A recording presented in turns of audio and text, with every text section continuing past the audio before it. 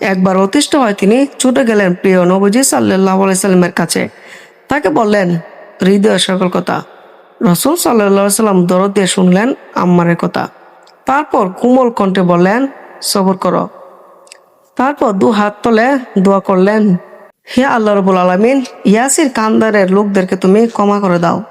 নবীজি সাল্লাল্লাহু আলাইহি সাল্লাম আম্মারের বাড়ির পাশ দিয়ে যখনই যেতেন তখনই তিনি তাদেরকে নির্যাতিত অবস্থায় দেখতেন। আর তাই দেখে কেঁদে উঠত নবীজি সাল্লাল্লাহু আলাইহি সাল্লাম কোমল বুক। তিনি তাদেরকে সান্ত্বনা দিতেন সবসময়। একদিন নবীজি সাল্লাল্লাহু আলাইহি সাল্লাম বললেন, হে আমার পরিবার লোকেরা, তোমাদের জন্য সুসংবাদ, জান্নাত তোমাদের জন্য অপেক্ষা করেছে।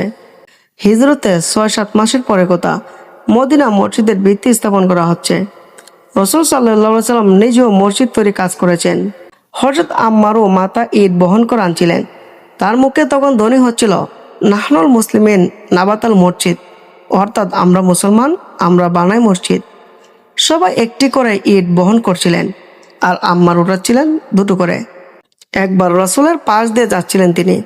তার সারা শরীর ধুলোবালি, মাথা ইটের বালি আর কুচি। রাসূল সাল্লাল্লাহু আলাইহি সাল্লাম তাকে ডাকলেন খুব কাছে।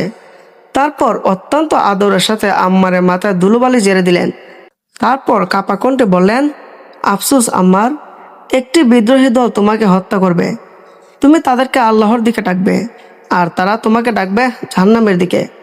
রাসূলের ভবিষ্যৎবাণী সত্যিই বিফলে গেল না। রাসূলের সেই অমর বাণী। বদর থেকে তাবুক পর্যন্ত যত যুদ্ধ সংঘটিত হয়েছে প্রতিটি যুদ্ধে আম্মার অংশগ্রহণ করেছিলেন। সকল যুদ্ধে তিনি রেখেছিলেন সাহসের পরিচয়। অবশেষে এলো সিফিনের যুদ্ধ, হযরত আলী এবং হযরত মুয়াবিয়ার মধ্যে তুমুল যুদ্ধ। আম্মারের বয়স তখন ৯১ বছর। এই বৃদ্ধ বয়সে তিনি স্থির থাকতে পারলেন না। হযরত আলীর পক্ষ নিয়ে তিনি রওনা দিলেন যুদ্ধের ময়দানে। যুদ্ধ যাচ্ছেন হযরত আম্মার, যাচ্ছেন আর বলছেন, হে আল্লাহ, আমি যদি জানতাম পাহাড় থেকে লাফিয়ে পড়ে আগুনে ঝাঁপ দিয়ে কিংবা পানিতে ডুবে জীবন উৎসর্গ করলে তুমি খুবই খুশি হবে, তবে তোমাকে খুশি করার জন্য আমি তাই করতাম। আমি যুদ্ধে যাচ্ছি, আমার উদ্দেশ্য কেবল তোমাকে খুশি করা। যুদ্ধ চলেছে, তখন সন্ধ্যায় ঘনিয়ে এসেছে। আম্মার কয়েক ডুব দুধ পান করলেন। দুধের পেলায় যেন তিনি ভেসে উঠতে দেখলেন শহীদের মুখ। প্রশান্ত হলো তার মন আর উজ্জ্বল হয়ে উঠল তার চেহারা। দুধ পান করতে করতে তিনি বললেন, রাসূল সাল্লাল্লাহু আলাইহি সাল্লাম আমাকে বলেছেন দুধই হবে আমার শেষ খাবার।